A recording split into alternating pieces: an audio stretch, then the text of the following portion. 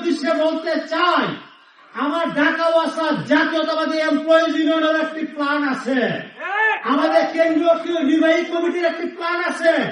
আমি বলতে চাই, উই হ্যাভ এ প্ল্যান। আমরা ওয়াসাকে কিভাবে গড়ব, আপনার আমার অধিকার কিভাবে আনবো ম্যানেজমেন্টের কাছ থেকে, আমরা প্ল্যানিং হয়েছে। আমরা কারো কোনো বিরাজ বাদন হব না, আমরা কারো গায়ে কোনো হাত দিব না।